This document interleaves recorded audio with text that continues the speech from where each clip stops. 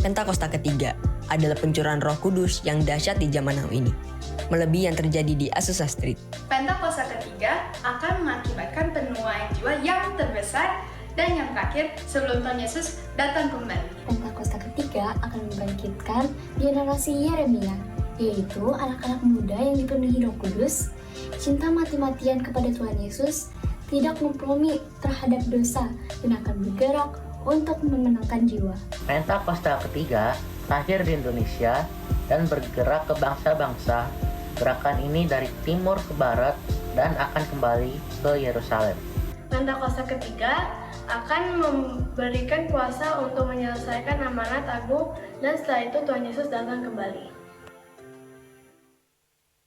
Orang yang duduk dalam lindungan yang maha tinggi dan bermalam dalam naungan yang maha kuasa akan berkata kepada Tuhan, tempat perlindunganku dan kubu pertahananku, Allahku yang kupercayai. Sungguh, Dialah yang akan melepaskan engkau dari jerat penangkap burung, dari penyakit sampar yang busuk. Dengan kepaknya, Ia akan melindungi engkau. Di bawah sayapnya, engkau akan berlindung. Kesetiaannya ialah perisai dan pagar tembok. Engkau tak usah takut terhadap kedahsyatan malam, terhadap panah yang terbang di waktu siang, terhadap penyakit sampar yang berjalan di dalam gelap, terhadap penyakit menular yang mengamuk di waktu petang.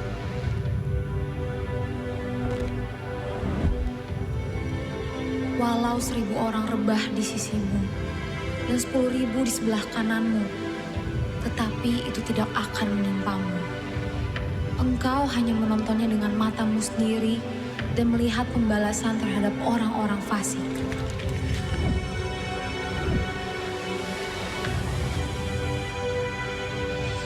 Sebab Tuhan ialah tempat perlindungan yang maha tinggi, telah kau buat tempat perteduhan. Malapetaka tidak akan menimpa kamu, dan tulah tidak akan mendekat kepada kemah. Sebab malaikat-malaikatnya akan diperintahkannya kepadamu untuk menjaga engkau di segala jalanmu. Mereka akan menatang engkau di atas tangannya, supaya kakimu jangan terantuk kepada batu.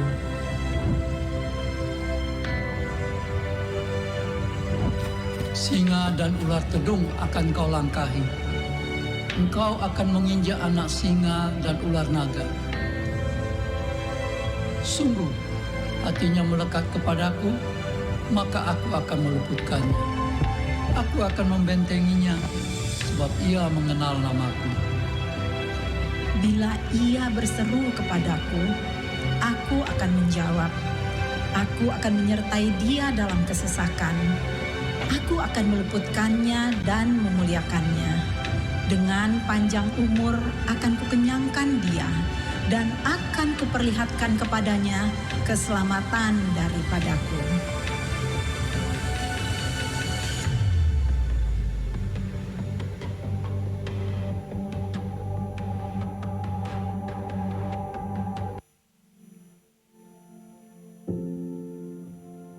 Shalom saudara. Sebagai orang Kristen, perkara mengenai menghakimi atau biasa disebut ngejudge menjadi salah satu hal yang sering dipertanyakan, yaitu apakah menghakimi benar atau salah menurut Alkitab, atau jika benar menurut Alkitab, apakah menghakimi boleh untuk dilakukan? Bukankah generasi saat ini sangat mengedepankan inclusivity dan sifat open-minded sehingga menghindari penghakiman atas keadaan atau status orang? Misalnya, penghakiman di kalangan anak muda, seperti "Gak seharusnya kamu begitu, itu tuh salah. Kamu gak benar, masa orang Kristen seperti itu?" Atau contoh yang marak di channel-channel YouTube terkait saling menjatuhkan dan mengatakan salah atau sesat pada hamba Tuhan atas pengajaran tertentu yang secara denominasi atau aliran gereja berbeda dari dirinya. Dengan kata lain, menyatakan bahwa ajaran mereka yang paling benar dan yang lain salah atau tidak alkitabiah. Pada Voice of Pentecost hari ini, kita akan menjawab pertanyaan besar, bolehkah orang Kristen menghakimi? Pertanyaan di atas muncul sebagai respon dari pengajaran Tuhan Yesus yang dicatat dalam Matius 7 ayat 1-2. tentang larangan menghakimi orang lain dengan ukuran manusia. Apa yang dimaksud Tuhan Yesus dengan menghakimi dalam ayat ini? Kata yang digunakan oleh penulis Injil Matius adalah krino, yang artinya memutuskan secara mental atau yudisial, yang termasuk mengadili, mengutuk, menghukum, membalaskan dendam, menjatuhkan hukuman. Albert Barnes memberikan komentar bahwa perintah ini merujuk pada penghakiman yang tidak adil.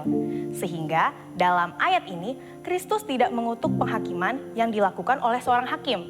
Karena proses penghakiman seperti itu, jika sesuai dengan keadilan, adalah sah dan perlu. Lalu, apakah alasan Tuhan Yesus mengatakan jangan kamu menghakimi? Selain karena makna menghakimi sebagaimana diuraikan di atas, Yesus menyampaikan di ayat selanjutnya, yaitu Yesus mengingatkan bahwa manusia yang menghakimi juga memiliki kesalahan yang sama dengan yang dihakimi, sehingga sukar untuk menghakimi secara adil. Sejalan dengan itu, Paulus mengingatkan jemaat Korintus bahwa ketika seorang menghakimi orang lain, maka ia sedang menghakimi dirinya sendiri juga. Sebab mereka yang menghakimi melakukan hal-hal yang sama dengan yang dihakimi. Lantas bagaimana dengan profesi sebagai seorang hakim? Untuk menjawab pertanyaan tersebut, mari kita lihat jabatan hakim-hakim dalam Perjanjian Lama.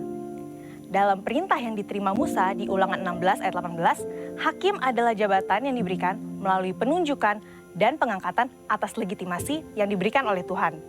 Sehingga mereka memegang otoritas dan tanggung jawab untuk menghakimi dan harus melakukannya dengan penghakiman yang adil.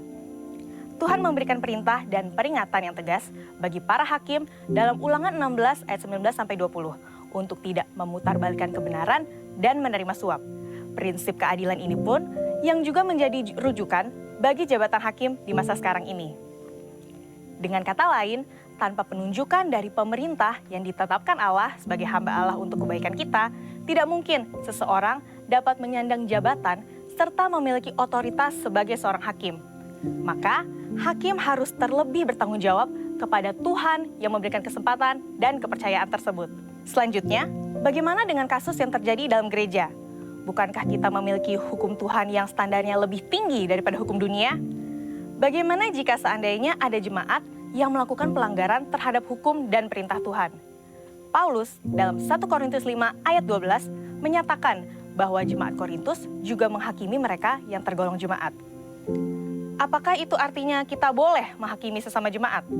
Kita perlu mengerti bahwa penghakiman yang dimaksudkan oleh Paulus adalah bentuk pendisiplinan gereja. Paulus menekankan bahwa dosa harus dibenci dan orang yang hidup dalam dosa harus didisiplin. Disiplin yang dijatuhkan semata-mata untuk menjaga kekudusan warga jemaat secara pribadi dan seluruh jemaat. Pada waktu itu, jemaat Korintus berada dalam kondisi memprihatinkan, yaitu ada di antara jemaat yang melakukan perbuatan memalukan, yang bahkan tidak dilakukan oleh orang kafir sekalipun, serta sombong rohani. Jemaat Korintus merasa bangga karena menganggap sikap mereka yang menerima orang-orang yang melakukan percabulan dalam komunitas jemaat adalah suatu kemajuan. Saat ini pun terdapat kecenderungan gereja yang enggan mendisiplin jemaat karena takut kehilangan jemaat atau takut disalahpahami dan dimusuhi. Akibatnya, perbuatan dosa dianggap wajar atau dikompromikan. Orang percaya memang tidak boleh menghakimi satu sama lain. Tetapi, tugas gereja untuk mendisiplinkan jemaat adalah suatu keharusan untuk menjaga reputasi gereja dan kerohanian jemaat dari kompromi terhadap dosa. Pada akhirnya nanti kita akan menjadi hakim bersama Tuhan Yesus. Karena itu, kita tidak boleh saling menyerang dan saling menghakimi orang lain, apalagi dilakukan secara frontal dan terbuka. Misalnya menghakimi di media sosial, seperti hamba Tuhan yang satu menyerang hamba Tuhan yang lain dengan label sesat, melalui penilaian dari sudut pandang doktrin yang berbeda dari yang dikritik, dan menyatakan yang lain salah dan hanya pengajarannya saja yang paling benar. Mari kita bertobat dan tinggalkan hal-hal seperti itu, yang hanya menyebabkan perpecahan dan kebingungan di kalangan jemaat. Karena kebenaran akan dinyatakan pada hari penghakiman Tuhan tiba. Amin. Untuk penjelasan selengkapnya dari tim teologi kami, silahkan buka link yang ada di atas atau scan QR Code yang tersedia. Maranatha, Tuhan Yesus memberkati. Shalom Grow Center Bekasi. Shalom Bapak Ibu Saudara. Boleh lambaikan tangannya. Shalom sekali lagi. Haleluya. Tidak terasa kita berada di bulan Mei, di awal minggu. Penyertaan Tuhan sempurna buat hidup kita. Amin. Mari saya undang kita semua bangkit berdiri. Kita mau puji Tuhan, kita mau sembah Tuhan. Sebab dia layak dipuji, ditinggikan. Amin. Haleluya.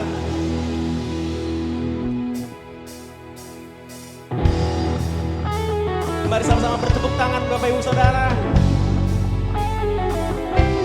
Haleluya Tuhan. Kami mau bersuka cita pagi ini Tuhan.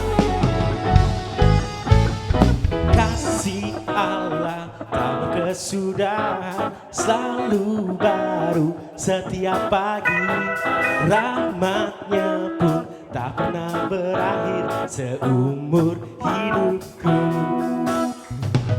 Kasih Allah tak berkesudahan, selalu baru setiap hari.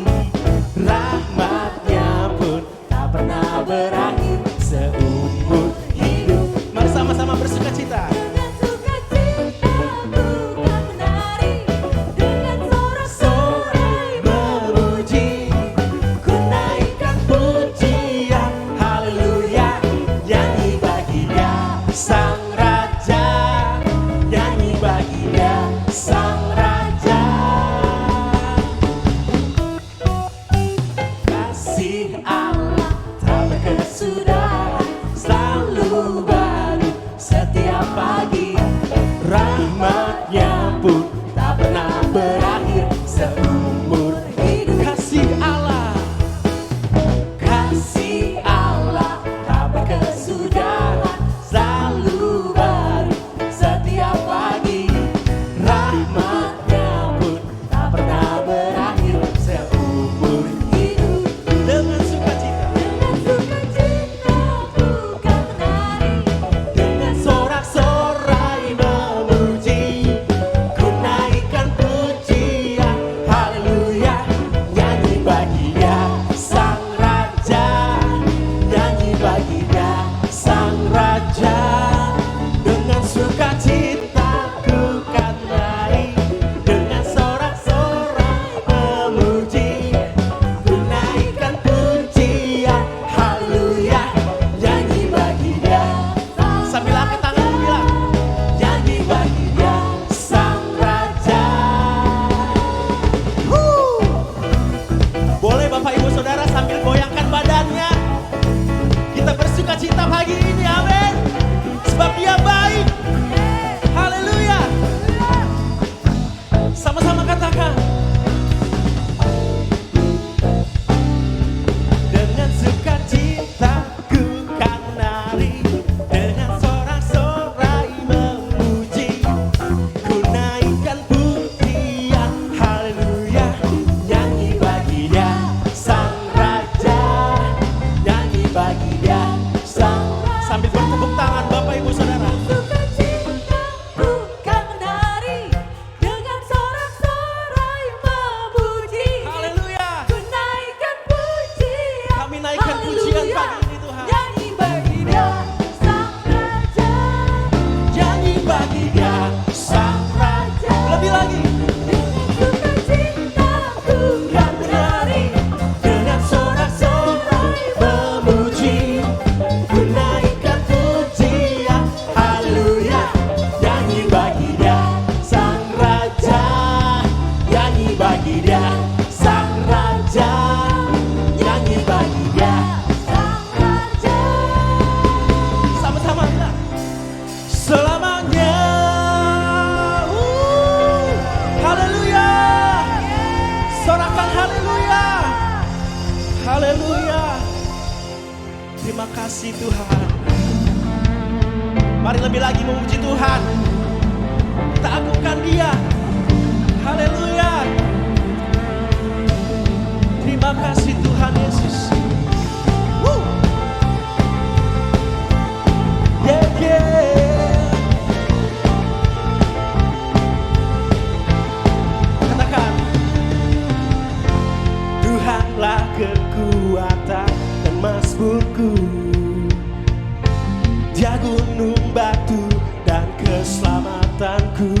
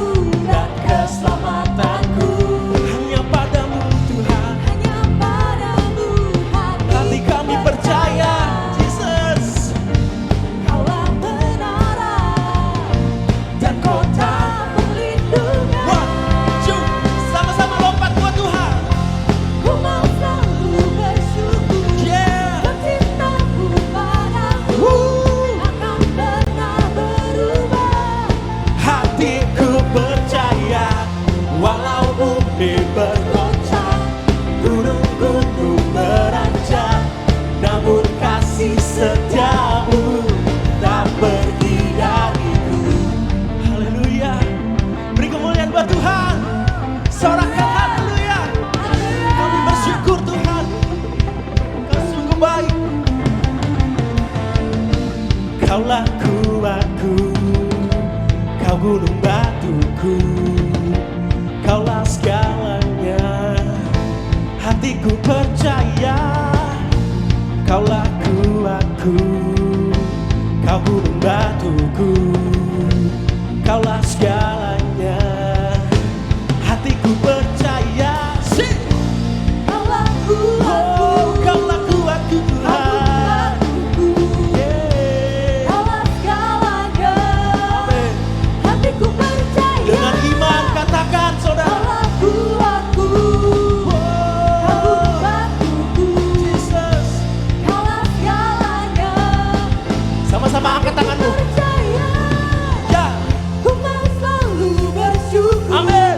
Sebab cintamu padaku takkan pernah berubah. Hatiku percaya, walau bumi bergoncang, gunung-gunung beranjak, namun kasih setiamu Tak pergi dari one more time. Ku mau selalu bersyukur, sebab cintamu padaku takkan pernah berubah. hati kami percaya Tuhan. Hatiku percaya, Walau bumi bergoncang, gunung-gunung beranjak, namun kasih setiamu tak pergi dari. Sambil angkat dengan kita bilang, kasih setiamu tak pergi dariku. kasih setiamu tak pergi dariku. Haleluya. Yeah, yeah. Haleluya. Kasih tepuk tangan yang terbaik buat Tuhan. Satu menit. Tepuk tangan yang terbaik buat Tuhan. Haleluya. Haleluya. Haleluya.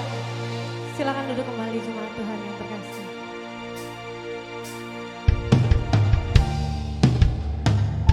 Kami bersyukur Tuhan Yesus buat penyertaan-Mu, buat kasih setia-Mu Tuhan. Kalau kami boleh masuk di minggu yang baru, di bulan yang baru ini Tuhan. Terima kasih Bapa, terima kasih. Kami siap Tuhan pagi hari ini untuk menyembah-Mu, Raja di atas segala raja.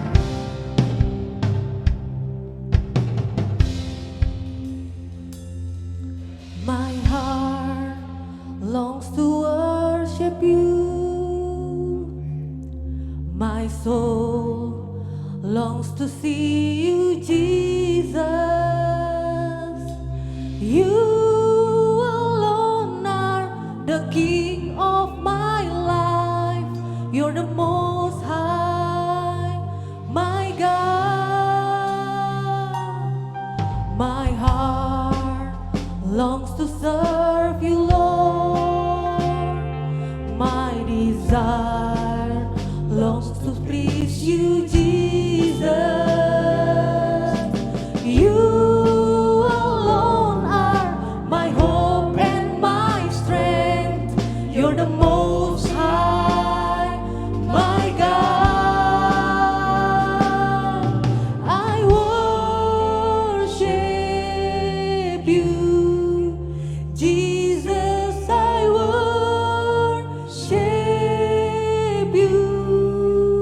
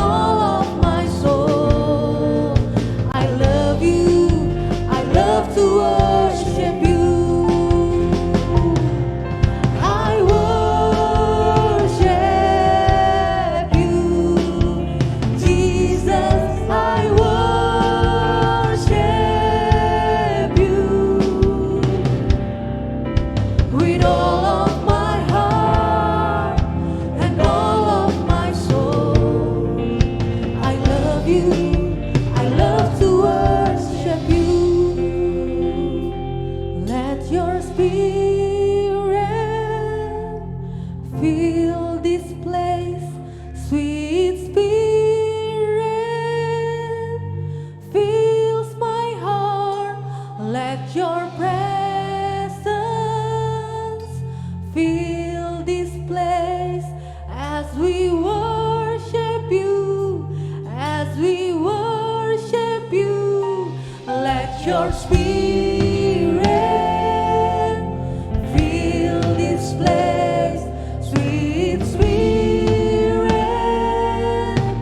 fills my heart. Let your presence fill this place as we worship you, as we worship you. Let your Spirit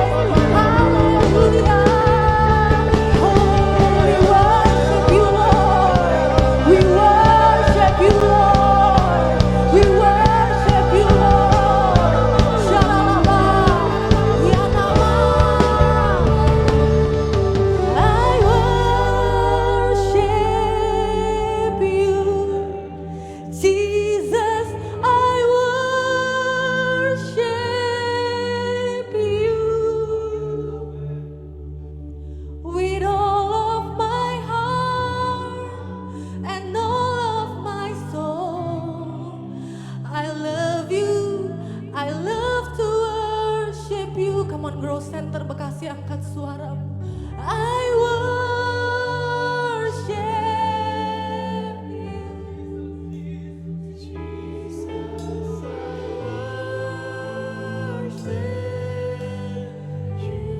Dengan segenap hati kami Tuhan, dengan segenap hidup kami Tuhan.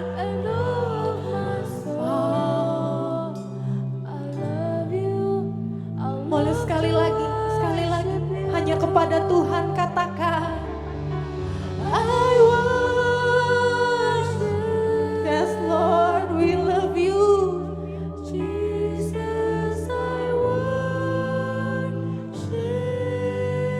you with all of my heart, with all of my heart. Jadilah pada kami seturut kehendak-Mu ya.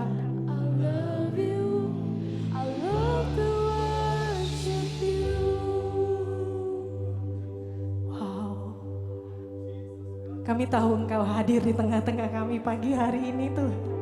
Kami rasakan sukacita mengalir, kekuatan mengalir, mujizat mengalir, kesembuhan mengalir. Roh Kudus, Roh Kudus, Roh Kudus. Overflow, overflow Lord. Mengalir ya Roh Kudus. Wow, ini waktu-Mu ya Roh Kudus. Lawat kami Tuhan, lawat kami Tuhan, lawat kami Tuhan. Wow, the King of Kings is in this place. Bertahtalah ya Aba,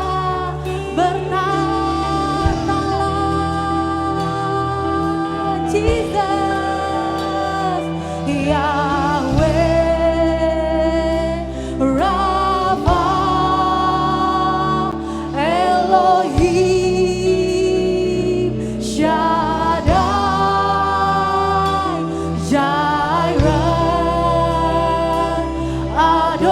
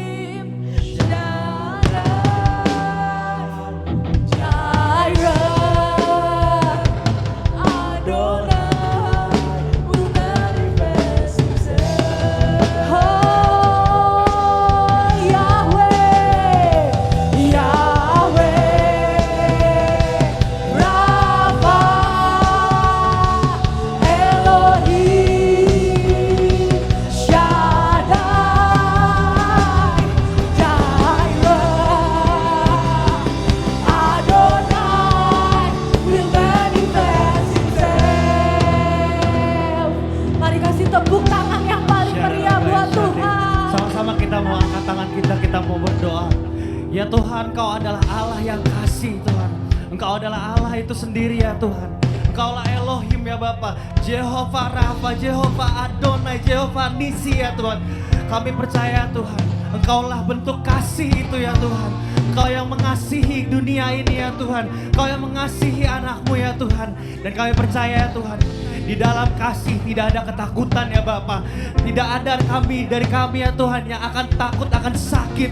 Tidak ada yang dari kami takut ya Tuhan akan kekurangan ya Tuhan. Tidak ada dari kami ya Tuhan yang akan takut akan masa depan.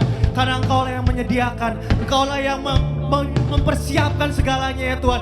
Engkaulah yang menyembuhkan ya Tuhan. You're the God of miracle ya Tuhan. Engkau Allah mujizat ya Tuhan. Segala mujizat ya Tuhan ada di dalam tangan-Mu ya Tuhan. Dan itu akan terjadi pada hari ini ya Tuhan. Untuk setiap hamba-Mu ya Tuhan, anak-anak-Mu ya Tuhan. Terima kasih ya Tuhan. Dan pada hari ini ya Tuhan, kami berdoa ya Tuhan untuk hamba-Mu ya Tuhan, pemimpin gereja kami ya Tuhan, Pastor Niko Notoraharjo ya Tuhan. Sama-sama kita mau angkat tangan kita untuk memimpin kami.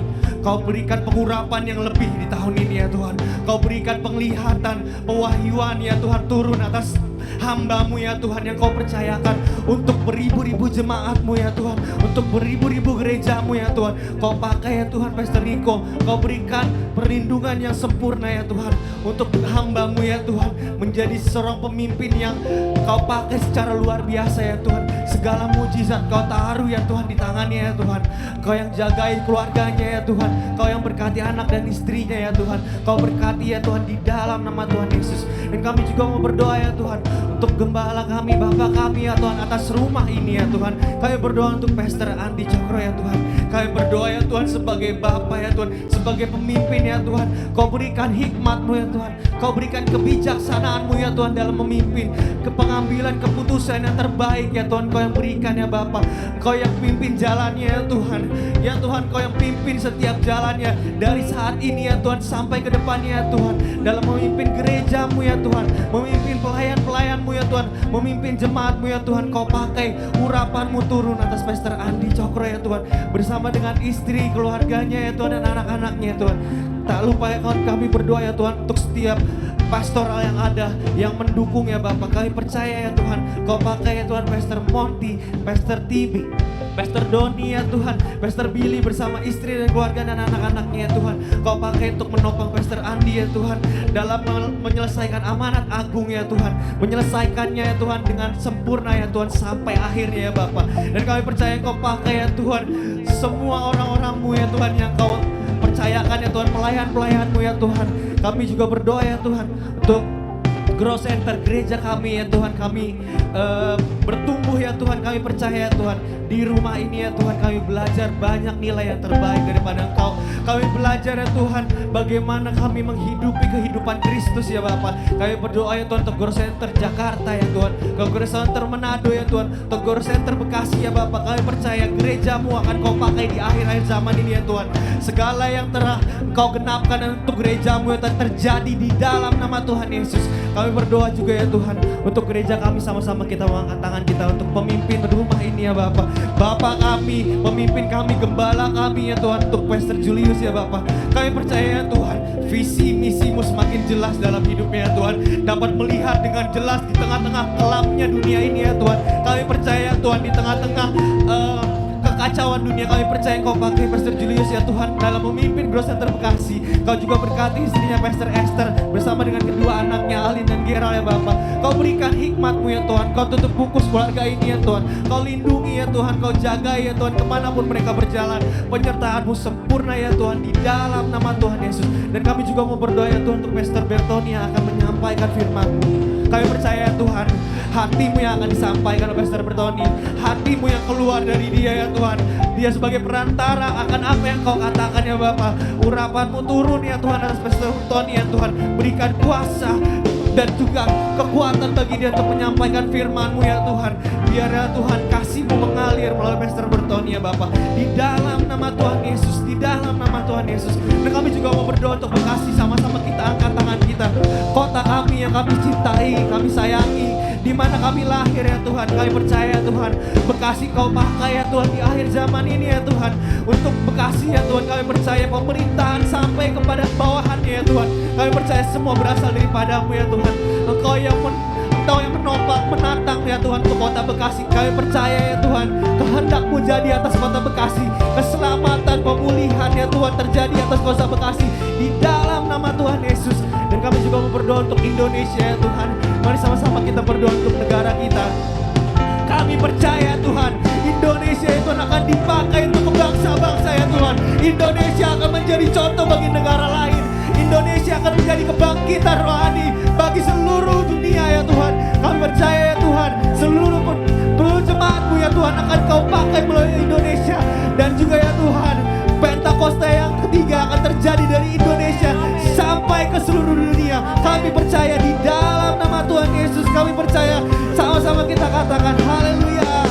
Amin. Mari kasih tepuk tangan sekali lagi buat Tuhan Yesus. Haleluya. Wow, selamat pagi semuanya. Shalom. Gak usah duduk lebih dahulu, gak usah duduk lebih dahulu, gak usah duduk. Karena ini pertama kali kita ibadah jam 9 pagi. Nah, kita langsung family time di pagi hari ini.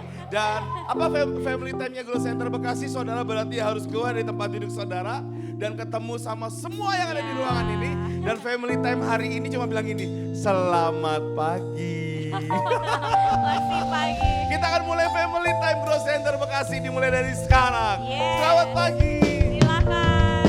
Selamat pagi Aca, selamat pagi Chandro Hujam, selamat pagi Alin, selamat pagi semuanya. Kok jadi nyanyi ya? Pagi Jacob. Siapa lagi? Pagi-pagi semuanya, pagi-pagi Pak Anton, pagi Pak Santo, Pagi semuanya. pagi Papa Mama, pagi yang ada di YouTube.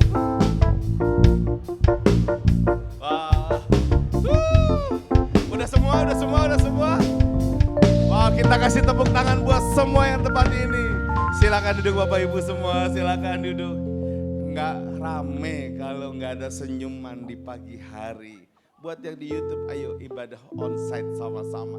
Buat saudara, apakah hari ini ada saudara yang baru pertama kali ketemu ruangan ini, ketemu kami berdua? Dalam hitungan ketiga, bolehkah mengangkat tangan? Karena saya akan memberikan kepada saudara hari ini, khusus hari ini, sebuah buku yang sangat mahal.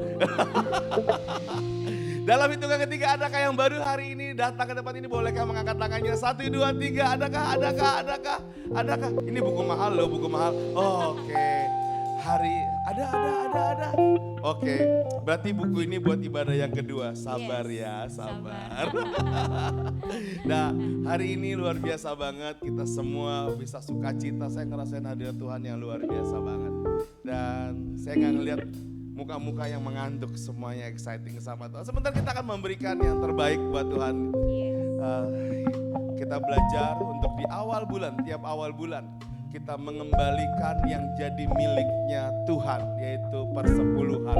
Dan saya mengingatkan saudara semua, kita akan lakukan sama-sama di minggu pertama. Tapi kalau saudara berkata, Pastor saya bisanya di minggu kedua, minggu ketiga, atau minggu keempat, silakan. Tapi alangkah baiknya bisa di minggu pertama atau minggu kedua. Mari sama-sama kita berdoa. Tuhan, kami akan memberikan persembahan terbaik kami. Ada di QR Code Tuhan, ada juga yang berupa cash. Kami mengembalikan hak miliknya Tuhan. Engkau memberkati kami dan kami percaya berkat-Mu melimpah-limpah. Kami tidak akan minjam, tapi kami memberi pinjaman. Kami kepala dan bukan ekor. Tuhan memberkati keluarga kami. Dalam nama Yesus.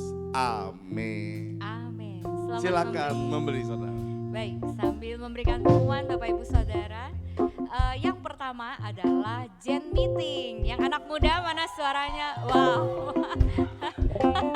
Ini adalah lanjutannya adalah part 2-nya. Oh enggak ada ya. Part 2 dari 500 Days of Relationship. Nah, aduh apa itu 500 hari. 500 hari. Sabtu tanggal 20 Mei jam 4:30 5 sore di tempat ini. Jadi ini bagian keduanya, bagian pertama udah seru banget, bagian kedua pasti seru juga. Nggak tahu bahas apa kali ini, tapi yang penting stay tune aja di IG-nya Growgen Bekasi atau di TikTok-nya. Nah, aduh saya download TikTok dulu kalau gitu. Oke, yang kedua GBI Gandaria City akan mengadakan GC Encounter Journey. Saya berdoa Bapak Ibu Saudara kita semua bisa berangkat. Amin. Pak Edi udah ngangkat tangan. Pak Edi bilang aku ke Israel, aku ke Israel, aku ke Israel. Yes. Jadi biayanya 2.650 US dollar. Murah kan cuma 2.000 rupiah ya. Yang Bukan mau ya? ikut silakan Dolar. daftar dan bayar DP-nya Yes. 500 US. Dan selanjutnya mulai hari ini Bapak Ibu Saudara kita ibadah jam 9 pagi. Wah keren banget. Penuh ruangannya, wow. Puji Tuhan. Jadi selama bulan Mei ini informasinya itu dulu, selama bulan Mei ibadahnya jam 9 dan jam 11 ya. Nah pada tanggal 18 Mei kita akan ada acara doa, pujian dan penyembahan selama 6 jam. Tapi itu adanya di Sentul International Convention Center yang diberi tema Damailah Indonesiaku. Acara ini terbuka untuk umum tetapi terlebih dulu ditujukan untuk gegerakan anak muda. Bersama dengan ini kami mengundang Bapak Ibu semuanya untuk boleh hadir dan terutama yang muda-muda gitu ya. Hari Kamis tanggal 18 Mei jam 1 sampai jam 6. Berikut videonya.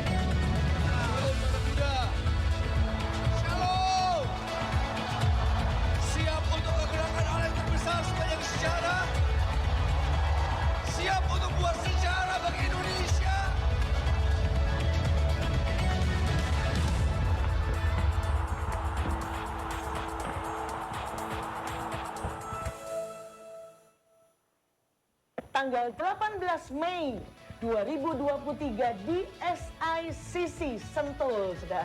Kita sama-sama mau merendahkan diri di hadapan Tuhan. Dan saya percaya bangunan rohani revival akan terjadi untuk Indonesia. Perkara yang besar buat bangsa Indonesia. Saya undang untuk kita sama-sama berdoa dalam acara Damailah Indonesiaku. Shalom.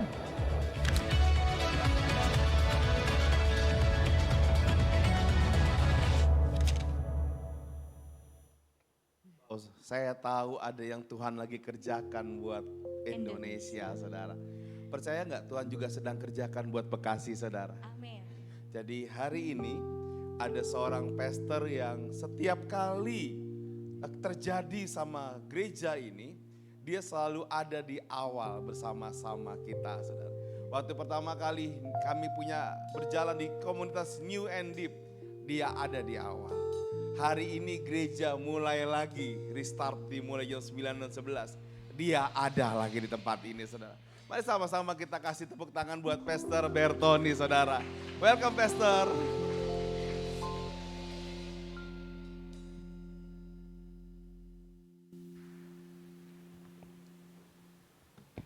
Puji nama Tuhan. Shalom, kita tundukkan kepala kita bersatu dalam doa. Terima kasih Tuhan Yesus. Hadirat-Mu indah. Hadirat-Mu gak bisa kami bayangkan, gambarkan. Karena hadirat-Mu jauh melampaui pikiran kami. Pagi hari ini, buat kami rileks. Buat kami punya kemampuan untuk menikmati Engkau. Berbicaralah ya Tuhan. Teduhkan hati kami. Biar kami mengalami damai yang sejati. Kembali kepada kasih kami kepadamu. Karena Engkau telah terlebih dahulu mengasihi kami. Ditutup mata sebentar semuanya. Mulai berbahasa roh. Shikira labata kara labara laba. Feel God. Shikira labara labara labara.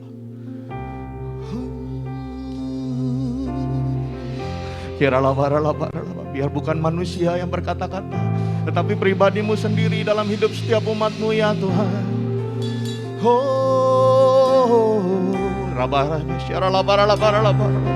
Engkau yang sedang memerlukan Tuhan. Engkau yang sedang mencari pertolongan Tuhan. Berdoa dalam roh. Sebagai firman Tuhan berkata, Dia menolong kita berdoa dengan keluhan-keluhan yang tidak terucapkan. Bahasa yang hanya dimengerti oleh Allah sendiri. Oh Tuhan.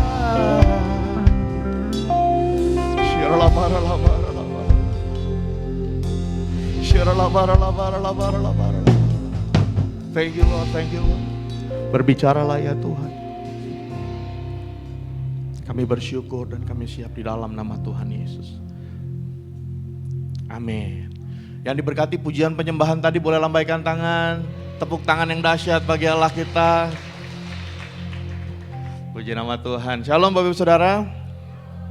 Siapa yang siap untuk lawatan Roh Kudus? Belum semuanya, saya tanya sekali lagi. Siapa yang siap untuk lawatan Roh Kudus? Perhatikan ya, bukan karena saya sharing, bukan karena musik, bukan karena ruangan, tetapi karena Allah mengasihi saudara dan saudara rindu lawakannya. Yang mengerti katakan amin. Yuk yang rindu sekali lagi dilawat sama Tuhan, tepuk tangan yang paling meriah buat Allah.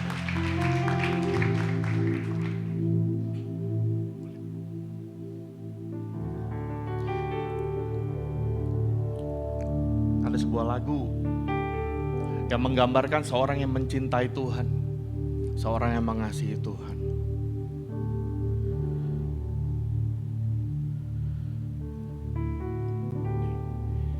When the music fades, all is stripped away, and I simply come,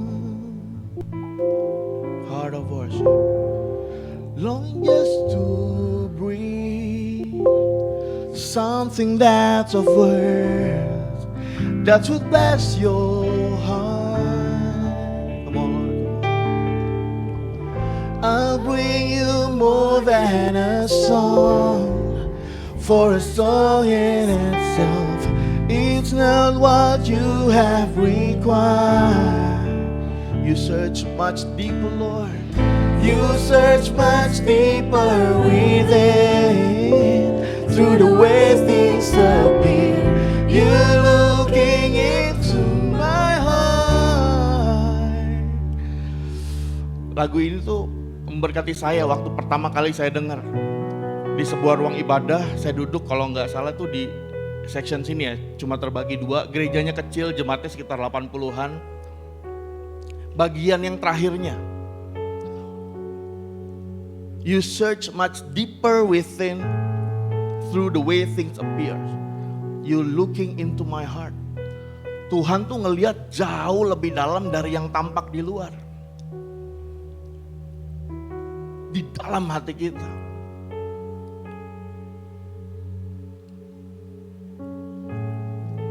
Ini yang Tuhan cari. Seorang yang penyembah, seorang yang menyembah, yang ketika Tuhan lihat, dia nggak cuma ngelihat yang kelihatan, tapi dia lihat jauh ke dalam. Orang-orang yang motifnya benar, orang-orang yang sungguh-sungguh sama Tuhan, orang-orang yang mengasihi Tuhan.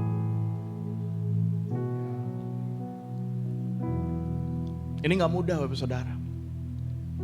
Karena kita terlatih dari lahir untuk perform, untuk kelihatan baik, untuk kelihatan bagus, untuk kelihatan perfect, sempurna. Itu yang kita dilatih oleh dunia seumur hidup kita. Kita gak terbiasa untuk menampilkan yang di dalam. Kalau mau nangis kita lihat kiri kanan. Kalau mau sukacita kita ngelihat keadaan. Kita gak pernah sungguh-sungguh nampilin yang di dalam. Hari-hari ini Tuhan mencari penyembah. Makanya saya gak nyanyiin refnya, saya nyanyiin awalnya. Kenapa? Karena awal lagu ini tuh bagus banget. Kita harus punya satu pemahaman, satu kesadaran bahwa Allah sedang mencari orang yang jujur di dalam, orang yang benar di dalam, orang yang suci di dalam, orang yang murni di dalam, bukan yang di luar. Karena kalau bicara seperti gunung es, di luarnya tuh sepertinya kecil kalau di tengah laut. Tapi sesungguhnya di dalamnya tuh ada kumpulan es yang demikian besarnya. Yang kelihatan di luar hanya sedikit. Kelihatannya bagus, putih, indah. Di dalamnya sebetulnya tuh serem banget. Karena begitu kuat, kokoh. Dulu ada kapal pesiar Titanic, konon katanya ya, belum terbukti 100% soalnya. Dia mau nabrak bongkahan es yang cuma sedikit terlihat di permukaan. Tapi di dalamnya ternyata dia bongkahan es yang begitu besar.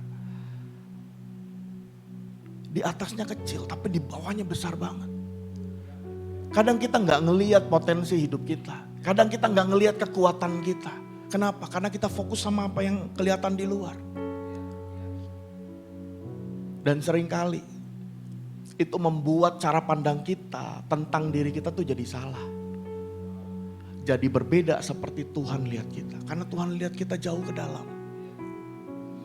Nanti kita akan belajar beberapa hal.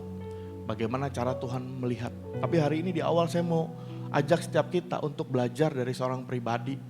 Yang saya bisa sebut dia seorang true worshiper. Seorang penyembah yang benar. Di Markus 16 ayat 9 firman Tuhan tulis seperti ini. Setelah Yesus bangkit pagi-pagi pada hari pertama minggu itu, ia mula-mula menampakkan dirinya kepada Maria Magdalena. Daripadanya Yesus pernah mengusir 7 setan. Ya. Jadi pada saat Yesus mati, dikubur, terus dia bangkit, ia mula-mula menampakkan diri kepada siapa? Kepada siapa? Maria Magdalena. Sepertinya ini nggak penting, tapi saya mau kasih tahu. Ini penting banget. Ini penting banget. Saya baru pulang dari Sumatera Utara hari Senin kemarin.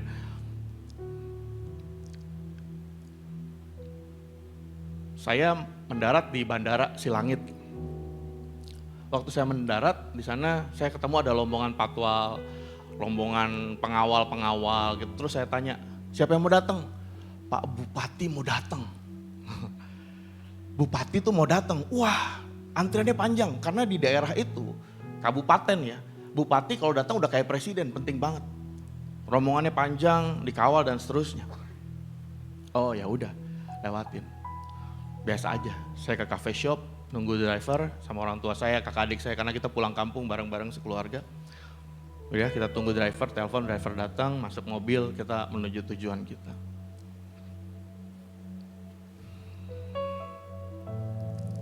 Mungkin kedengarannya itu biasa aja. Karena banyak orang gak tahu. Sebetulnya saya ke sana tuh janjian sama Pak Bupati itu. Tapi hari itu jadwal saya bukan ketemu dia. Padahal dia bupati ya, jadwal saya bukan ketemu dia. Jadwal saya adalah ke kampung saya dulu. Besoknya ajudannya udah telepon. Pak, jadi ketemu Bapak, maksudnya ketemu Pak Bupati. Bapak bisa jam berapa ya? Jam 2 katanya. Oh maaf, saya gak bisa kalau jam 2. Kalau jam 11 saya bisa. Saya bilang gitu loh. Oh gitu ya, ya udah saya telepon bupatinya. Bro, gue gak bisa kalau hari ini, besok aja gimana? Ya udah besok. Hari ketiga kita janjian 10:30. Saya dari Samosir tuh perjalanan 4 jam loh sampai ke daerah bandara situ. Karena kantor bupati daerah situ. Teleponin 10:30 kurang, jam 11. Karena drivernya agak slow, mungkin dia kecapean berapa hari nyetirin kita, karena kita maunya kemana-mana, akhirnya dia lambat nyetirnya. 11:30 belum sampai, jam 12 sampai. Begitu sampai, udah ditunggu sama protokol, ajudan masuk ke dalam rumah dinas dan segala macam. Mau makan siang nggak? Katanya. Oh iya dong. Mau makan siang di mana? Makan siang di tempat Pak Jokowi sama Pak Luhut makan. Oh, ada mejanya, ya saya duduk di situ, mama saya, adik kakak saya. Kita duduk makan bareng Pak Bupati. Makan, foto-foto. Kita ngobrol di mana? Ngobrol di ruang di mana Pak Jokowi dan Pak Luhut ngobrol sama lu, bro. Kita duduk di ruangan, kita foto-foto. Singkat cerita gini. Ada orang-orang yang punya kebutuhan terhadap Pak Bupati. Sehingga waktu Pak Bupati mau datang, mereka dengan sepenuh hati, dengan sukarela tapi dengan tujuan yang salah menurut saya, maksud tujuan yang kurang pas lah untuk keuntungan sendiri, pengen serve, pengen melayani Bupati, pengen dilihat bagus, pengen kelihatan keren. Antrian rapi, padahal Bupatinya belum keluar dari pesawat. Saya punya hubungan sama Pak Bupati. Jadi dia mau datang, saya cuma tanya, oh dia mau datang. Tapi saya nggak lagi pengen ketemu dia, ya saya punya aktivitas yang lain. Hari kedua juga begitu, karena saya punya hubungan, saya bisa telepon. Oh gue nggak bisa kalau jam 2, gue bisa ya jam 11-an, karena saya mau kota lain. Besoknya baru saya ketemu, pas ketemu dia yang ngikutin. Karena apa? Karena kita punya hubungan. Karena kita punya hubungan, dia nungguin saya. Dia nungguin saya, kenapa? Karena beberapa puluh tahun yang lalu, enggak sih, belasan tahun yang lalu, saya pernah ada di hidupnya. Saya pernah tolongin dia. Saya pernah kasih sesuatu yang dia butuhkan saat itu, bukan uang ya. Tapi kehadiran, tetapi support, tetapi satu kepercayaan yang membuat dia nggak down, membuat dia nggak stres. Yang kalau dia di Jakarta, dia lagi pusing, ya pejabat ya. Dia bisa kapan aja WhatsApp saya minta doain. Kapan aja bisa WhatsApp saya lagi ada komsel di mana. Tapi dia nggak mau dikasih tahu kalau dia bupati. Karena hubungan. Karena hubungan saya dapat privilege, dapat kemudahan untuk ketemu sama dia. Di kasus Maria ini seorang penyembah. Kenapa? Karena dia bukan cuma menurut perasaannya berhubungan dengan Tuhan. Tetapi Tuhan buktikan bahwa memang Maria itu punya hubungan sama Tuhan. Makanya ketika Tuhan bangkit pertama-tama yang ditemui siapa? Maria ini. Orang-orang yang lain tuh mengharapkan Tuhan tuh jadi raja. Tuhan tuh lakukan hal yang besar, lakukan mujizat. Tapi Tuhan tiba-tiba mati kan. Mereka kehilangan pengharapan kekuatan mereka dan mereka mulai lari meninggalkan Tuhan. Murid-muridnya lari meninggalkan Tuhan. Tetapi Maria, dia setia di depan kubur Tuhan. Sehingga ketika Tuhan bangkit, yang pertama ditemui siapa? Orang yang setia, yang dekat, yang punya hubungan sama Tuhan. Murid-murid yang lain pada kemana nih? Bantu saya next slide, Markus 15 ayat 46-47. Yusuf pun membeli kain lenan, kemudian ia menurunkan mayat Yesus dari salib dan mengapaninya dengan kain lenan itu. Lalu ia membaringkan dia di dalam kubur yang digali di dalam bukit batu. Kemudian digulingkannya sebuah batu ke pintu kubur itu. Maria Magdalena dan Maria ibu Yesus melihat di mana Yesus dibaringkan. Ini nih pribadi Maria. Ini kalau kita kembali ke zaman itu, saat itu tuh semua orang kagum sama Tuhan Yesus. Semua orang itu menyembah, bersujud, hormat, pokoknya hidupnya dikuasai sama pengagungan terhadap Tuhan Yesus. Kenapa? Orang buta melihat, orang lumpuh berjalan, orang sakit disembuhkan, orang mati bangkit. Siapa yang gak kagum? Mereka gak punya makanan, 5 roti 2 ikan, bisa makan 5.000 orang. Bahkan lebih, sisa lagi 12 bakul. Mujizat semua terjadi, Tuhan Yesus jalan di atas air. Dia bikin tenang badai, semua mujizat mereka lihat. Mereka harapkan Tuhan Yesus melakukan perkara yang besar. Tiba-tiba Tuhan Yesus ditangkap. Bisa ikut saya gak sampai sini? Tuhan Yesus ditangkap, mereka tuh tiba-tiba semua keyakinannya, kepercayaannya, harapannya hilang. Dan mereka kabur lari. Petrus menyangkal Tuhan sampai 3 kali. Murid-murid yang lain lari. Bahkan kalau dicatat di Kisah Para Rasul, mereka mengunci diri di ruangan. Takut. Nah, di mana Maria? Maria ada sampai kubur itu ditutup. Maria ada ketika kubur itu terbuka dan Tuhan bangkit. Tepuk tangan dulu buat Maria. Jadi teman ketika kondisi baik mah gampang, banyak.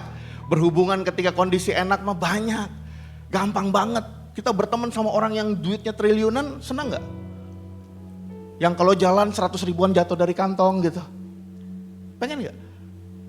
Pengen, dan semua orang mau punya hubungan kayak gitu. Dekat sama Pak Bupati semua orang pengen. Suatu ketika udah mau pulang, kita diantar sama ajudannya.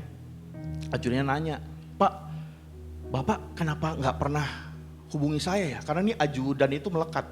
Jadi kemanapun Bupati pergi, ketemu malam itu setelah ketemu kita dia ke Medan ketemu sama gubernur. Sehari sebelum ketemu kita, waktu dia mau datang itu dia habis ketemu gubernur Nusa Tenggara. Ini orang udah 2 periode. Dan ajudan bilang, semua orang tuh cari ajudan itu. Pengen proyek, pengen deket. Dia tanya, kenapa Bapak kok ternyata deket banget nih sama Pak Bupati, kok gak pernah kontak saya? Karena gini, saya bilang, ya saya sih sama Pak Bupati dibilang saudara, kita temen. Dibilang temen kayak saudara. Dulu di Bandung, dia yang nimbahin air buat adik-adik saya di kos-kosan. Dia bingung, hah? Pak Bupati pernah nimba air? Dia pernah. Bisa ikut saya gak sampai sini? Hubungan. Bukan mencari keuntungan. Perusahaannya banyak, bisnisnya besar-besar. Tapi saya punya hubungan. Maria punya hubungan sama Tuhan. Nggak peduli hidupnya mau ditolong atau enggak. Nggak peduli dia resikonya ditangkep. Nggak peduli resikonya tuh ditinggalin orang. Dia, ya katanya dia ikut sama Yesus yang katanya Tuhan itu. Mana? Mati. Ada di gua sekarang. Itu ada mayatnya. Tapi yet dia stay di sana loh. Maria tunggu dari kuburnya ditutup sampai kuburnya kebuka dan Tuhan bangkit. Maria ada di sana. Pertanyaan saya, penyembah seperti apa kita? Apakah kita penyembah seperti Maria? Yang sekalipun kita nggak ngelihat pertolongan Tuhan, kita tetap ada bersama Tuhan. Yang sekalipun kita ngelihat kayaknya jalan keluar tuh jauh banget dari harapan kita. Kayaknya nggak mungkin ada solusi buat permasalahan hidup kita. Apakah kita tetap ikut Tuhan? Minggu ini saya banyak teleponan, WhatsAppan sama seorang hamba Tuhan yang pengen banget bunuh diri. Udah pengen nabrakin dirinya ke truk beberapa kali. Udah pengen ngakhirin hidupnya, putus asa, pendeta loh. Kenapa? Karena dia ngerasa beban hidupnya terlalu berat. Dia bilang kayaknya anak-anak Tuhan gak bisa tolong. Kayaknya Tuhan gak mau tolong. Saya cuma jawab dia gini. Saya sih gak bisa tolong dalam bentuk uang. Tapi saya mau ada bersama kamu di proses ini. Kontak saya 24 jam, kapan aja. Pagi sebelum saya kesini dia WhatsApp saya. Semalam sekitar jam 11-an dia WhatsApp saya. Saya jawab, balas aja. Ada orang-orang yang ngarepin Tuhan tolong. Dan ternyata Tuhan gak tolong dan mulai kecewa. Ada orang-orang yang ngarepin harusnya ditolong sama hamba-hamba Tuhan, sama anak-anak Tuhan. Tapi kok pertolongan itu gak datang dan mulai kecewa. Saya mau teman saya ini ngalamin satu proses. Dimana dia mengalami Tuhan, entah Tuhan tolong atau enggak. Dia merasakan Tuhan, entah Tuhan membantu dia atau enggak. Dan ini gak mudah.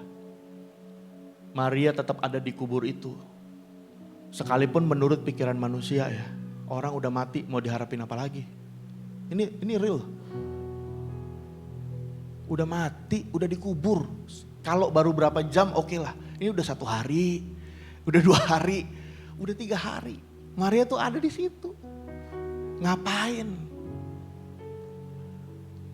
Next slide. Hanya orang yang menerima kematiannya akan mengalami kebangkitannya.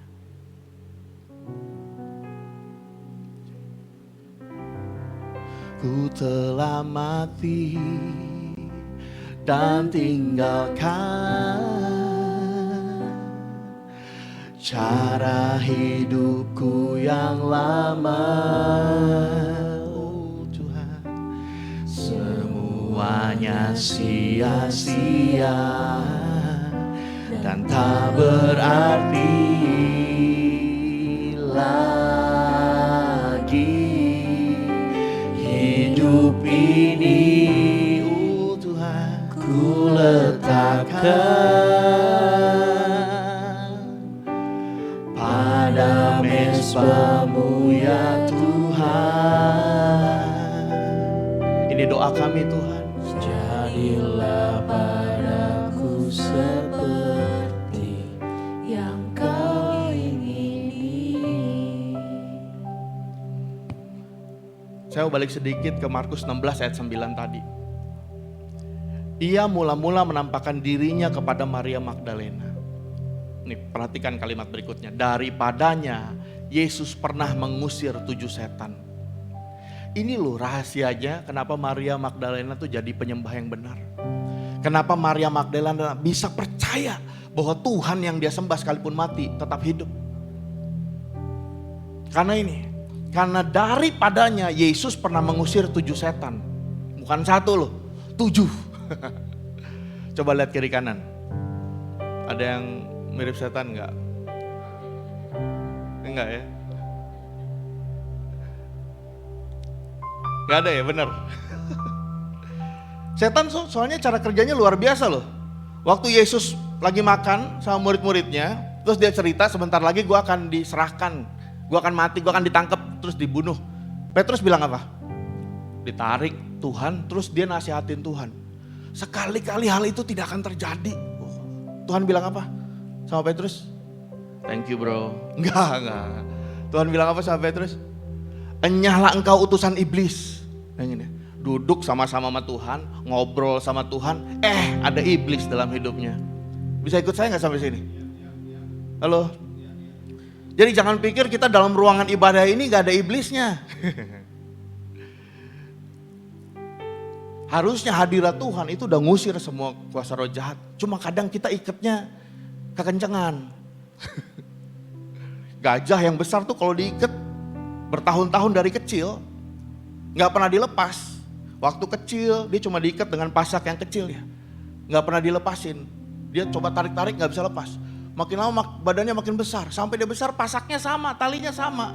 Dia gak pernah coba lepasin karena dia punya pikiran dari dulu gue udah coba lepas juga gak pernah lepas. Kadang kita udah saking terbiasanya dengan iblis dalam hidup kita. Sampai kita tuh bilang, aduh dia kayaknya udah gak bisa lepas nih. Nonton video porno ini ya wajar kali ya. Udah bertahun-tahun gue tetap bisa nyembah Tuhan kok. Gue bisa nangis juga. Gue bisa tetap berdoa bahasa roh. Tapi tetap nonton video porno. Di sini gak ada. Nanti pas pulang mungkin. Video pornonya. Masa di sini.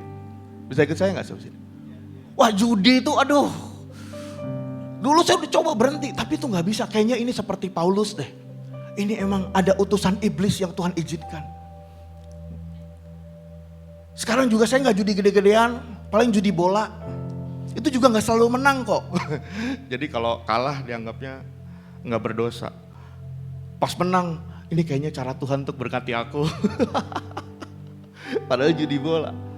Kadang kita udah saking terbiasanya familiar dengan dosa dan ikatan iblis. Kita gak sadar bahwa ada iblis tuh. Waktu Yudas tuh duduk makan sama-sama. Terus Tuhan bilang salah seorang dari kamu akan menyerahkan aku. Kira-kira Tuhan tahu gak siapa? Murid-muridnya langsung panik, itu siapa? Yudas pergi, lari. Dan malam itu Yudas menyerahkan Yesus kepada orang-orang Farisi. Bisa ikut saya sampai sini? Yudas yang duduk sama-sama, makan sama-sama, ngelihat mujizat sama-sama. Nyerahin Tuhan Yesus, kenapa bisa? Karena hatinya dikuasai iblis. Nanti kalau mau dengar sesi versi lengkapnya, karena nanti banyak clue, banyak hint untuk jadi seorang worshiper itu di ibadah yang kedua ya, jadi ikut lagi aja. Saya cut setengah. Seorang penyembah itu harus rela hidupnya dibersihkan dari setan-setan seperti Maria. Ini gak mudah, ini gak gampang. Harus rela soalnya, harus rela malu. Dilepasin dari satu setan aja tuh gak mudah. Tapi dilepasin dari 7 itu lebih dahsyat lagi. Kita nggak pernah tahu cerita detailnya seperti apa. Tapi saya yakin waktu 7 setan itu dikeluarkan itu ada manifestasi yang luar biasa. Pernah lihat Tuhan ngusir setan kepada babi-babi? Itu aja peristiwanya luar biasa. Pernah ngelihat Tuhan Yesus mengusir setan dari orang sakit? Itu luar biasa. Jadi orang itu bisa dirasuki setan dan munculnya penyakit itu bisa. Dan waktu diusir sama Tuhan sakitnya sembuh. Jadi ada manifestasi yang luar biasa. Waktu Maria dilepaskan dari 7 setan kira-kira gimana? Setan satu aja udah nyebelin, coba lihat kiri kanan. Enggak, maksudnya lihat aja, bilangin ingat setan satu aja nyebelin, jangan punya 7, maksudnya gitu.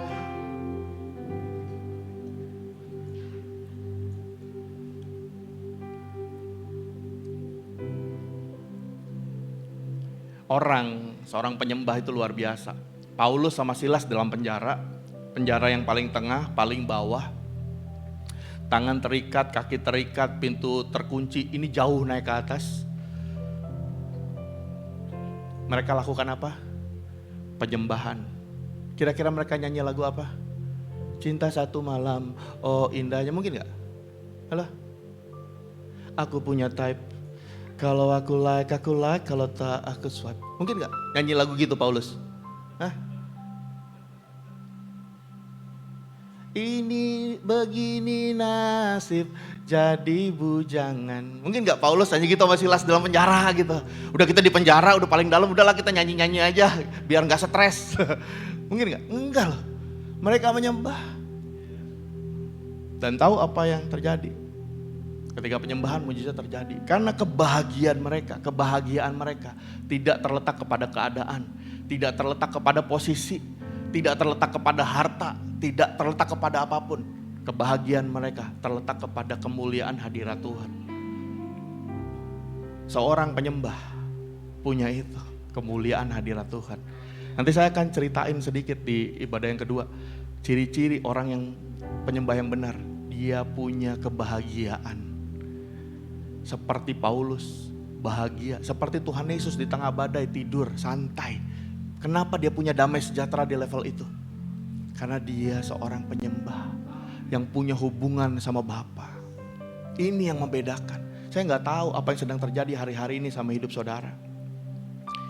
Tapi kalau engkau ngerasa hidupmu sulit, kau ngerasa hidupmu tertekan, kau ngerasa kayaknya hidupmu jalan buntu semua, kiri kanan depan belakang atas bawah.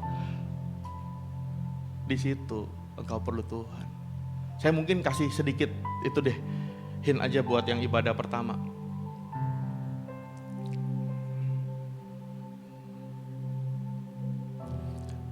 Seorang penyembah itu bisa bahagia karena dia mengerti bagian kita dan bagian Tuhan. Jadi dia tahu di hidupnya itu ada bagian kita, ada bagian Tuhan. Yohanes 11 itu kisahnya Lazarus dibangkitkan. Kalau Bapak Ibu Saudara ingat, Lazarus mati, dikirim kabar kepada Tuhan Yesus. Tuhan Yesus bilang ya udah kita santai dulu lah, kita stay dulu di sini. Jadi Lazarus sudah beneran mati. Setelah beberapa hari, Tuhan Yesus kembali ke tempat Lazarus dikuburkan. Tuhan Yesus nangis. Di depan kubur Lazarus, Tuhan Yesus bilang gini. Firman Tuhan mencatat Tuhan Yesus menyuruh murid-muridnya menggulingkan batu. Jadi di kubur Lazarus ada batu seperti kuburan Tuhan Yesus. Tuhan Yesus suruh ke murid-muridnya singkirkan batu itu. Murid-muridnya dorong batu. Setelah itu Tuhan Yesus bilang gini, Lazarus berjalanlah dan keluarlah. Lalu Lazarus keluar. Pertanyaan saya sederhana. Mana yang lebih mudah? Menggeser batu di depan kubur atau nyuruh orang mati bangkit dan berjalan? Halo, mana yang masih bisa dilakukan orang manusia biasa? Mendorong batu atau nyuruh orang mati bangkit? Menyingkirkan batu ya. Ini ada pelajarannya Bapak Ibu Saudara. Ada bagian Tuhan, ada bagian kita. Bagian yang masih kita bisa lakukan, jangan suruh Tuhan dong. Ini Tuhan tuh berkuasa. Dia kalau bisa bangkitin orang mati, masa gak bisa suruh batu menyingkir? Bisa. Dia bisa mencipta dengan perkataannya. Tapi enggak, dia suruh murid-muridnya. Karena itu bagian yang murid-muridnya masih bisa lakukan. Dorong aja tuh batu. Nanti bagian mujizat, bangkitin orang yang lo orang gak bisa, itu bagian gua kata Tuhan. Hari-hari ini gimana hidup kita seorang penyembah? Seringkali karena udah terlalu lama di gereja, udah terlalu dekat katanya sama hadirat Tuhan, terlalu akrab sama Roh Kudus, kadang kita suruh Tuhan untuk melakukan bagian kita. Tuhan, aku gak sempat belajar karena semalam aku doa semalaman. Tolong aku biar nilai ujianku bagus Tuhan. Siapa yang pernah kayak gitu? Gak ada ya. Tuhan Yesus, di hadapanku ada babi panggang, babi kecap, babi rica. Biar ketika aku makan ini gak ada kolesterolnya. Tubuhku sehat, ototku semua terbentuk. Masuk akal gak? Halo, tiap hari minum minuman bersoda yang gulanya tinggi. Terus sebelum minum, aku mengangkat botol ini dan aku perkatakan tidak ada gula dalam botol ini. Pertanyaan saya, kalau Coca-Cola rasanya tawar, saudara mau minum gak? Enggak kan? Tahu di situ ada gulanya tapi tetap diminum. Dan minta Tuhan. Ketika mulai sakit nih, banyak anak Tuhan kayak gini nih, berdoa sama Tuhan. Tuhan tolong, Tuhan gak tolong, mulai sakit hati sama Tuhan. Gue udah berdoa, gue udah puasa, Tuhan gak tolong gue. Tetap aja diabetes gue tinggi. Hello, emang yang minum Coca-Cola selama ini Tuhan? Minum pakai mulut lo, bayar pakai uang lo. Yang salah Tuhan. Bisa ikut saya gak sampai sini? Waktu pacaran, aduh ganteng banget nih cowok. Aduh kalau lewat, parfumnya Jo Malone nih. Iya kan. Kalau bayar kartu kreditnya langsung keluar 30 sampai ke bawah. Iya kan, ditanya limitnya 80M satu kartu kredit, bayangin tuh. Bukan dijatain 10 juta per bulan ya kan. Oh, itu gosip yang lainnya. Bisa ikut saya sampai sini ya. Ngelihat cowok kayak gitu, terus suka ke gereja, rajin doa. Kira-kira masih berdoa gak para cewek kalau mau ketemu mereka? Kalau dia nyatain cinta. Sis, kayaknya Tuhan taruh kamu di hatiku. Kira-kira cewek ditembak sama cowok dengan kualifikasi kayak gitu, perusahaan bapaknya by the way ada 80 ya. Masih tanya Tuhan gak? Halo? Masih gak berdoa gini, Tuhan apakah dia orang yang tepat buat aku? Masih gak? Udah gak perlu ya kan? Karena di posisi itu kalau sampai Tuhan bilang enggak aja kita bilang Tuhan salah. Ini bukan suara Roh Kudus, bisa ikut saya gak sampai sini? Halo? Mau. Yuk, hari-hari ini mau gak kita ikut sama Tuhan? Punya kebahagiaan karena kemuliaan hadirat Tuhan, bukan yang lain. Tepuk tangan dulu buat Tuhan. Mau gak kita enggak minta Tuhan kerjakan apa yang masih bisa dilakukan manusia? Kerja keras, diet, olahraga. Itu berbicara buat hidup saya ya. Tidur cukup ya kan. Mau gak kita lakukan itu bagian kita? Belajar upgrade diri terus. Yang udah jago Excel, belajar Excel terus. Sampai Excelnya nanya ke kita kalau dia butuh solusi. Mau gak kita kayak gitu? Karena kalau kita maksimal, bagian Tuhan itu tinggal mujizat, ngerti gak? Lu udah kerja keras, saya mau jadi pegawai negeri, kerja keras sampai siap. Bagian Tuhan tinggal mujizatnya doang.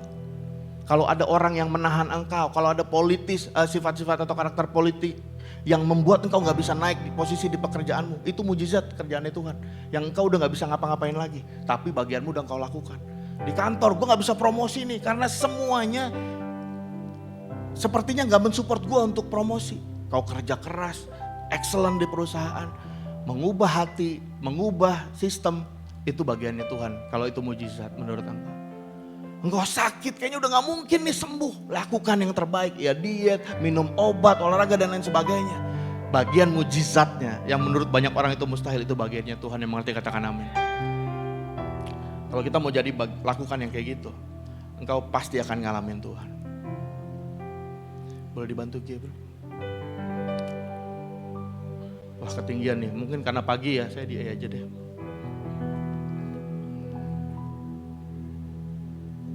Tuhan ku percaya rencanamu indah, walau saat ini tak ku mengerti. Engkau telah berfirman kan beri masa depan, damai sejahtera, penuh harapan. Ku tahu Tuhan, Ku tahu rencanamu indah bagiku, ku tahu kehendakmu baik bagiku. Ku tahu rancanganmu sempurna bagiku, ku tahu jalan-jalanmu yang terbaik bagiku. Kalau hari-hari ini Bapak Ibu Saudara ada kendala, ada problem di hidupmu yang membuat engkau sepertinya gak bisa dekat sama Tuhan, gak bisa ngerasain Tuhan, engkau didrag, ditarik untuk fokus kepada masalah. Yuk pagi ini berbalik. Sekalipun kau gak ngeliat jalan keluar, sekalipun kau gak ngeliat solusi, kejar hubungan sama Tuhan.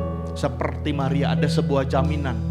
Ketika waktunya engkau bangkit, ketika waktunya mujizat terjadi, engkau akan jadi orang yang pertama yang Tuhan temui. Ya mengerti, katakan amin. Tutup matamu sebentar, yang hafal lagunya, nyanyiin referen lagu ini. Ku tahu rencanamu indah bagiku Tuhan. Saya undang para pemain memuji penyembah. Ku tahu rencanamu, oh Tuhan, indah bagiku. Ku tahu kehendakmu baik bagiku.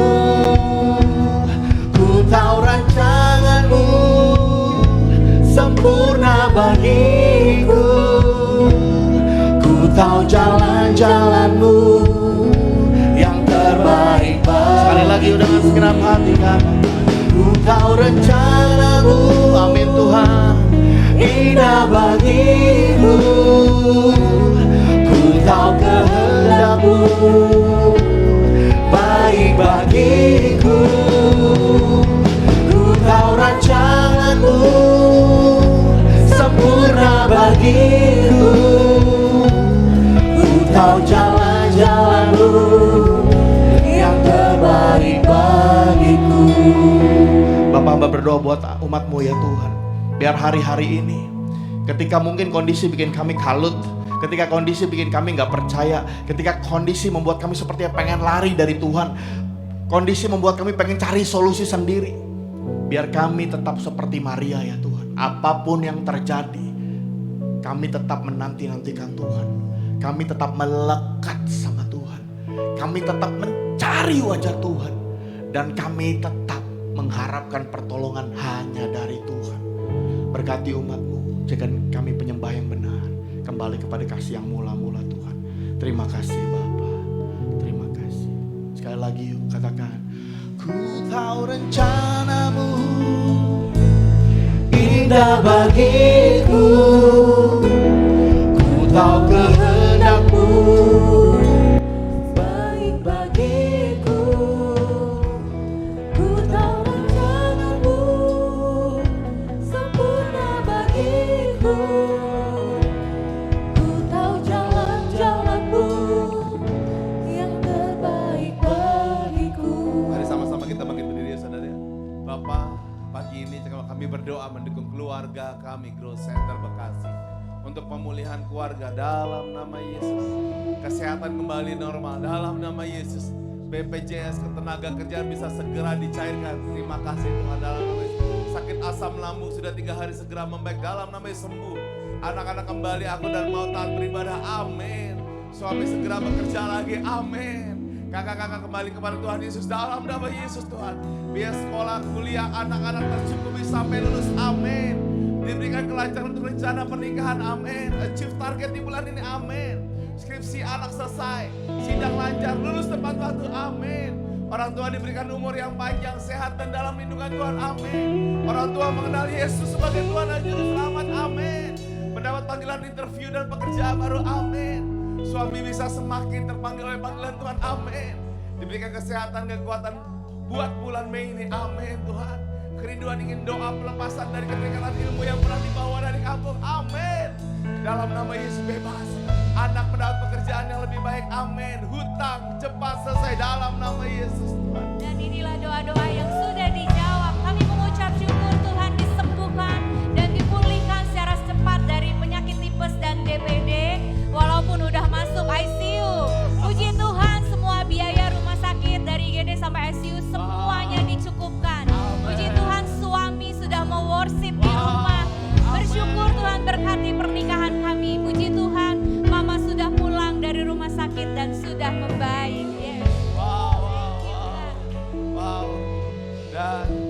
saudara diberkati untuk ibadah pagi ini saudara? Yang diberkati boleh angkat tangan. Wow. Saya surprise banget yang hadir pagi ini hampir 140 saudara. Dan saudara, hari ini saya mau ngomongin sesuatu tentang gedung kita saudara, bolehkah? Saudara, waktu masuk bulan Mei, Tuhan tiba-tiba ngomong sama saya dengan kuat banget bahwa ini rumah, katakan sama-sama rumah saudara. Dan waktu rumah banyak dari saudara berkata, Pastor, boleh nggak saya memberkati rumah? Bolehkah saya memberkati rumah Tuhan yang akan dibangun? Saudara, mulai bulan Mei ini saudara, saya membuka pintu buat saudara untuk memberkati rumah. Saudara, ada dua ruangan yang paling atas itu adalah buat gereja, ada ruangan untuk pengembalaan dan ada ruangan yang namanya plafon yang kita sedang berjuang untuk memasangnya saudara. Dan di lantai kedua ada ruangan geroci dan sekolah saudara, ruangan anak saudara. Dan hari ini saya nggak akan bilang kita butuh apa, karena ini rumah saudara. Kalau saudara berkata, Pastor, saya boleh nggak ruangan ini bangku 400 saudara, kita cuma punya 200, ruangan ini bla bla bla, saudara ayo sama-sama yuk. Kalau memang saudara berkata, Pastor, saya cuma punya sekian, mari sama-sama kita bangun rumah sama-sama saudara.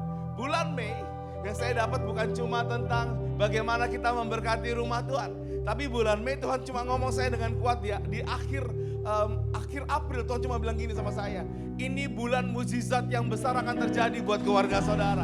Ini bulan mukjizat yang terbesar, bulan mukjizat yang terbesar. Di waktu kita mulai dengan worship saudara intim, saya percaya kalau Tuhan disenangkan oleh hidup kita, Tuhan akan bikin banyak hal yang ajaib saudara. Dan saya percaya ini bulannya, dan setiap kali ke gereja saudara akan bilang gini, Pastor, beneran terjadi. Saya mulai dapat kerjaan, saya berangkat ke luar negeri, saya ini, saya itu saudara. Dengar, itu bukan karena saudara, tapi karena Tuhan memberkati saudara. Hari ini saya diberkati banget oleh Pastor Bertoni. Saya pengen banget nyanyi lagu terakhir tadi. Bagi Bapak Ibu yang mau menabur, kita sediain kartu di depan. Jadi nanti di depan di GC Info Bapak Ibu boleh minta kartunya, doa dulu gitu ya, Tuhan kasih berapa buat Bapak Ibu menabur di rumah ini. Tapi itu bukan satu keharusan, jadi Bapak Ibu doa dulu aja gitu. Silakan.